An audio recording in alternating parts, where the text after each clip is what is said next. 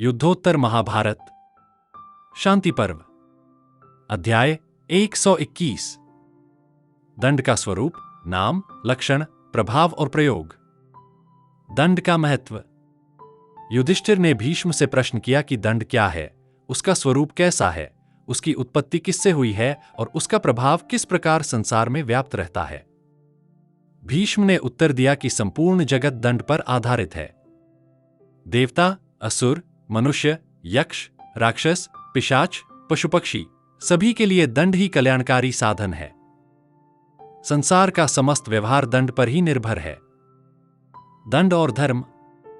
धर्म का दूसरा नाम व्यवहार है। यदि धर्म का पालन न हो तो समाज में असंतुलन और अन्याय फैल जाता है। इसलिए धर्म की रक्षा के लिए दंड आवश्यक है। दंड का प्रयोग करते हुए राजा प्रजा की रक्षा करता है और धर्म, अर्थ तथा काम की सिद्धि होती है। दंड का स्वरूप। दंड को देवता कहा गया है। उसका रूप अग्नि के समान तेजस्वी है। उसका वर्ण नीलोत्पल के समान श्याम है। 4 भुजाएं, 4 दाढ़ें, 8 पैर और अनेक नेत्र हैं।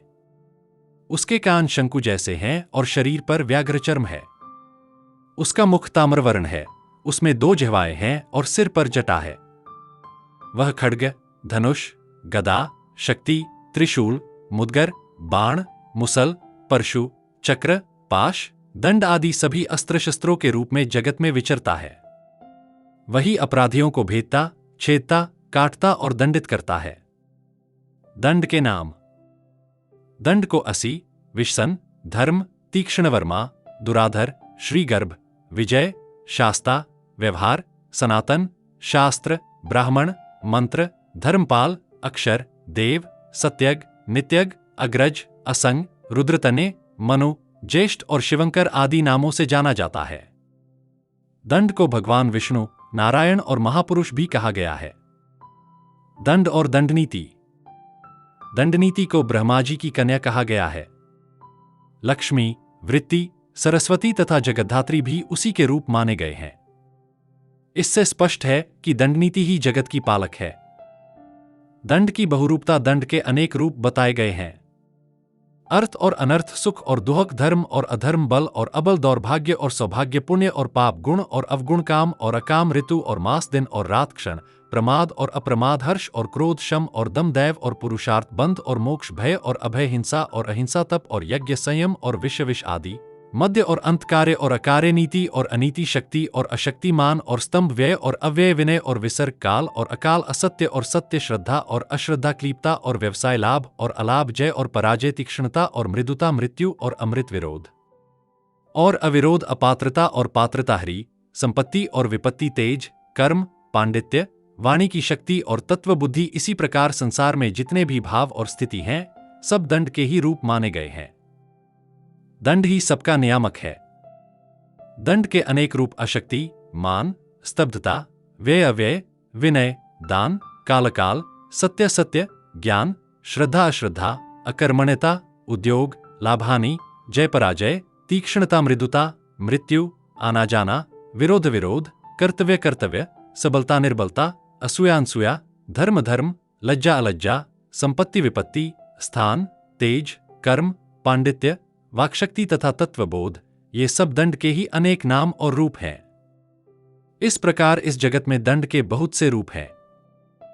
दंड का भय और व्यवस्था।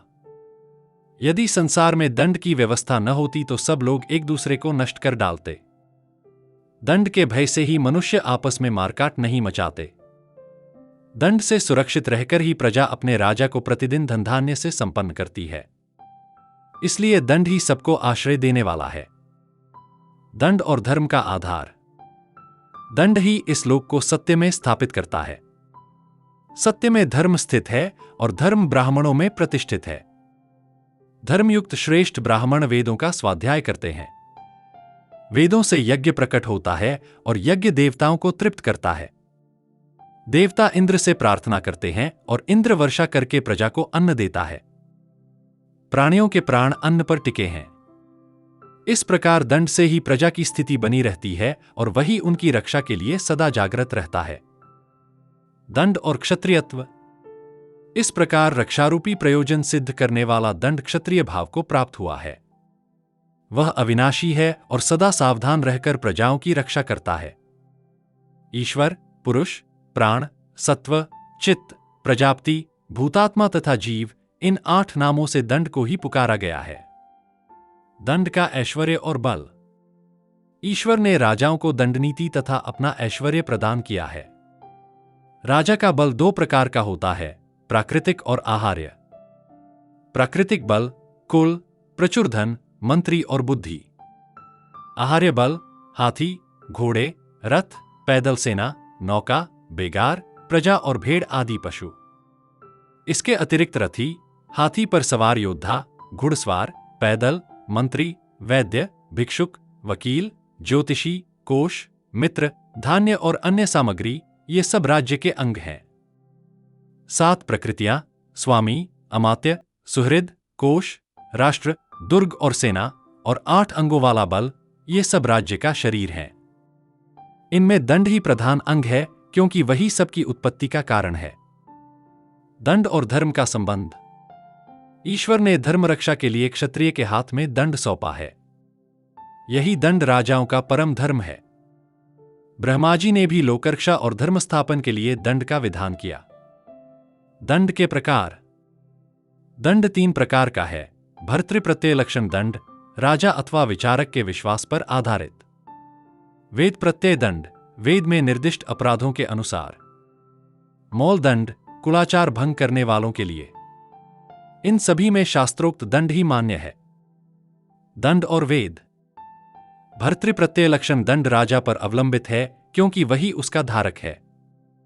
दंड को व्यवहारात्मक माना गया है और यह वेदोक्त विषयों से भिन्न नहीं है।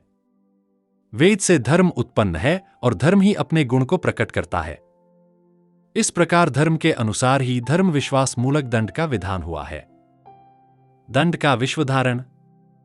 ब्रह्माजी के बताए हुए प्रजारक्षक व्यवहार से तीनों लोग स्थिर रहते हैं।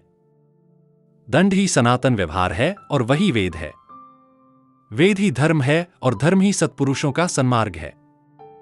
प्रजापति ब्रह्मा सबसे पहले प्रकट हुए और वही देवता, मनुष्य, नाग, असुर तथा राक्षसों सहित संपूर्ण लोकों के कर्ता है। दंड का सार्वभौम नियम। माता, पिता, भाई, पत्नी अथवा पुरोहित, कोई भी क्यों न हो, यदि वह अपने धर्म में स्थिर नहीं है तो राजा अवश्य उसे दंड दे। राजा के लिए कोई भी अदंडनीय नहीं है। उपसंहार। इस प्रकार महाभारत के शांति पर्व के राजधर्मानुशासन पर्व में दंड का स्वरूप और महत्व वर्णित होता है। दंड ही धर्म का आधार, प्रजा की रक्षा का साधन और राज्य की शक्ति है। दंड की उत्पत्ति तथा क्षत्रियों के हाथ में आने की परंपरा वसुहोम और मांधाता का संवाद। भीष्म ने कहा, युधिष्ठिर, दंड की उत्पत्ति के विषय में एक प्राचीन इतिहास प्रसिद्ध है। अंगदेश में वसुहोम नाम से एक तेजस्वी राजा राज्य करते थे। वे धर्मज्ञ और महातपस्वी नरेश अपनी पत्नी सहित मुंजपृष्ठ नामक तीर्थ स्थान में गए। यह स्थान हिमालय के शिखर पर सुवर्ण में सुमेरु पर्वत के समीप है, जहां परशुराम ने अपनी जटाएं बांधने का आदेश दिया था। तभी से ऋषियों ने उस प्रदेश को मुंजपृष्ठ कहा। वहां वसुहोम वेदोक्त गुणों से युक्त होकर तपस्या करने लगे और देवर्षियों के तुल्य हो गए। एक दिन इंद्र के सखा शत्रुसूदन राजा मांधाता उनके दर्शन के लिए आए। वसुहोम ने उनका स्वागत किया और उनके राज्य की कुशलता पूछी। फिर मांधाता ने प्रश्न किया, राजन, आपने बृहस्पति के मत और शुक्राचार्य के नीतिशास्त्र का अध्ययन किया है। मैं यह जानना चाहता हूं कि दंड की उत्पत्ति कैसे हुई। यह सबसे श्रेष्ठ क्यों कहा जाता है और क्षत्रियों के हाथ में कैसे आया, दंड की उत्पत्ति का रहस्य। वसुहोम ने उत्तर दिया, राजन, दंड संपूर्ण जगत को नियम में रखने वाला और धर्म का सनातन स्वरूप है। इसका उद्देश्य प्रजाओं को उद्दंडता से बचाना है। सुनो, इसकी उत्पत्ति किस प्रकार हुई।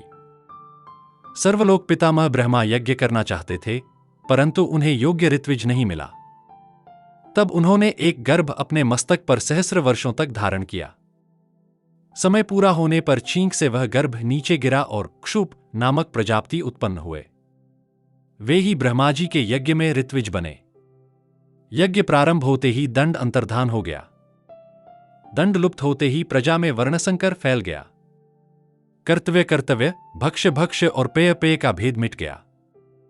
लोग परस्पर हिंसा करने लगे, अपना पराया भेद समाप्त हो गया। बलवान लोग दुर्बलों को मारने लगे। उच्छृंखलता सर्वत्र फैल गई। ब्रह्मा की प्रार्थना और महादेव की कृपा। ऐसी स्थिति देखकर ब्रह्मा जी ने भगवान विष्णु की पूजा की और महादेव से कहा, हे शंकर, कृपा करके ऐसा उपाय कीजिए कि संसार में वर्णसंकर न फैले। महादेव ने दीर्घ ध्यान के बाद स्वयं अपने को दंड रूप में प्रकट किया। उनसे धर्माचरण हुआ और देवी सरस्वती ने दंडनीति की रचना की, जो तीनों लोकों में प्रसिद्ध हुई। देवताओं और लोकपालों का विभाजन। शिवजी ने पुनः विचार करके प्रत्येक समूह का एक एक अधिपति नियुक्त किया। इंद्र को देवताओं का स्वामी बनाया। सूर्यपुत्र यम को पितरों का अधिपति बनाया। कुबेर को धन और राक्षसों का स्वामी बनाया। सुमेरु को पर्वतों का और महासागर को नदियों का स्वामी बनाया। वरुण को जल और असुरों का अधिपति नियुक्त किया। मृत्यु को प्राणों का और अग्नि को तेज का स्वामी बनाया। महादेव स्वयं रुद्रों के अधिपति और सनातन रक्षक बने। उपसंहार। इस प्रकार दंड की उत्पत्ति ब्रह्मा, विष्णु और महादेव की कृपा से हुई। दंडनीति के द्वारा ही लोकों की व्यवस्था बनी और क्षत्रियों को दंड का अधिकारी बनाकर धर्म की रक्षा का दायित्व सौंपा गया। दंड का स्वरूप और उसका हस्तांतरण महादेव द्वारा अधिपतियों की नियुक्ति। महादेव जी ने स्वयं को रुद्रों का अधीश्वर और शक्तिशाली संरक्षक बनाया। उन्होंने वशिष्ठ को ब्राह्मणों का, अग्नि, जातवेद को वसुओं का, सूर्य को तेजस्वी ग्रहों का और चंद्रमा को नक्षत्रों का अधिपति नियुक्त किया। अंशुमान को लताओं का और 12 भुजाओं से विभूषित कुमार स्कंद को भूतों का राजा बनाया गया। काल को संहार और उत्पत्ति का स्वामी तथा मृत्यु, सुख और दुख का भी अधिपति बनाया गया। स्वयं शूलपाणी भगवान शिव सभी देवताओं के देवता, राजाओं के राजा और मनुष्यों के अधिपति बने। क्षुप और दंड का वितरण। महादेव जी ने ब्रह्मा जी के पुत्र क्षुप को समस्त प्रजाओं और धर्मपालकों का अधिपति बनाया। यज्ञ के पूर्ण होने पर महादेव ने धर्मरक्षक विष्णु का सत्कार करके उन्हें दंड प्रदान किया। विष्णु ने दंड अंगिरा मुनि को दिया। अंगिरा ने इंद्र और मरीचि को, मरीचि ने भृगु को, भृगु ने इसे ऋषियों को दिया। ऋषियों ने लोकपालों को, लोकपालों ने क्षुप को, क्षुप ने मनु को और मनु ने धर्म और अर्थ की रक्षा के लिए इसे अपने पुत्रों को सौंप दिया। दंड का उद्देश्य। दंड का विधान धर्म के अनुसार न्याय का विचार करके होना चाहिए, मनमानी से नहीं। दुष्टों का दमन ही दंड का मुख्य उद्देश्य है, धन संचय करना नहीं। छोटे अपराध पर अंगभंग करना, हत्या करना, यातनाएं देना या देश से निकालना उचित नहीं है। दंड का सतत प्रवाह। मनु ने दंड प्रजा की रक्षा के लिए अपने पुत्रों को दिया। यह दंड क्रमशः इंद्र, अग्नि, वरुण, प्रजापति, धर्म, ब्रह्मपुत्र व्यवसाय, तेज, औषधिया, पर्वत, रस, देवी निर्वृति, ज्योतिया, वेद, हयग्रीव और ब्रह्मा तक पहुंचता रहा। ब्रह्मा से शिव, शिव से विश्वेदेव, उनसे ऋषि, फिर सोम, देवगण और अंततः ब्राह्मणों को यह अधिकार मिला। ब्राह्मणों से क्षत्रियों ने दंड धारण कर संपूर्ण स्थावर जंगम जगत की रक्षा की। दंड का सनातन स्वरूप। इस लोक में प्रजा जागरूक है और उनमें दंड जागरूक रहता है। कालरूप यह दंड सृष्टि के आदि, मध्य और अंत में सदा विद्यमान है। वह महादेव का ही स्वरूप है, जो समस्त प्रजाओं का पालक और रक्षक है। देवाधिदेव शिव ही दंड रूप से लोकरक्षा के लिए सतत जागृत रहते हैं। उपसंहार। यह दंड आदि, मध्य और अंत में विख्यात है। धर्मज्ञ राजा को चाहिए कि इसके आधार पर न्यायपूर्वक आचरण करे। जो राजा इस दंडोत्पत्ति की कथा सुनता और उसका पालन करता है, वह अपनी सभी कामनाएं पूरी करता है। युधिष्ठिर। संपूर्ण जगत को धर्म में बांधकर रखने वाले इस दंड के विषय में मैंने तुम्हें सब कुछ कह दिया। त्रिवर्ग का विचार। युधिष्ठिर ने पूछा, तात, मैं धर्म, अर्थ और काम के संबंध में आपका निश्चित मत सुनना चाहता हूं। किन पर अवलंबित होने पर लोक यात्रा का पूर्ण रूप से निर्वाह होता है? धर्म, अर्थ और काम का मूल क्या है? इन तीनों की उत्पत्ति का कारण क्या है? ये कहीं एक साथ मिलते हैं और कहीं पृथक पृथक क्यों रहते हैं? भीष्म ने कहा, राजन, संसार में जब मनुष्य का चित्त शुद्ध होता है और वे धर्मपूर्वक किसी अर्थ की प्राप्ति का निश्चय करके प्रवृत्त होते हैं, उस समय उचित काल, कारण तथा कर्मानुष्ठान वश धर्म, अर्थ और काम तीनों एक साथ प्रकट होते हैं। इनमें धर्म सदा ही अर्थ की प्राप्ति का कारण है और काम अर्थ का फल कहलाता है, परंतु इन तीनों का मूल कारण है संकल्प और संकल्प है विषयरूप। संपूर्ण विषय पूर्णतः इंद्रियों के उपभोग में आने के लिए हैं। यही धर्म, अर्थ और काम का मूल है। इससे निवृत्त होना ही मोक्ष कहा जाता है। धर्म से शरीर की रक्षा होती है। धर्म का उपार्जन करने के लिए ही अर्थ की आवश्यकता बताई जाती है तथा काम का फल रति है। वे सभी रजोगुणमय हैं। धर्म आदि जिस प्रकार सन्निकृष्ट अर्थात अपना वास्तविक हित करने वाले हों, उसी रूप में इनका सेवन करें अर्थात इनको कल्याण साधन बनाकर ही उपयोग में लाएं। मन द्वारा भी इनका त्याग न करें, फिर स्वरूप से शरीर द्वारा त्याग करना तो दूर की बात है।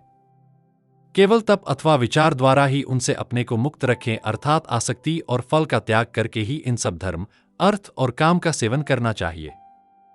आसक्ति और फल इच्छा का त्याग कर त्रिवर्ग का सेवन किया जाए तो उसका पर्यवसान कल्याण में ही होता है।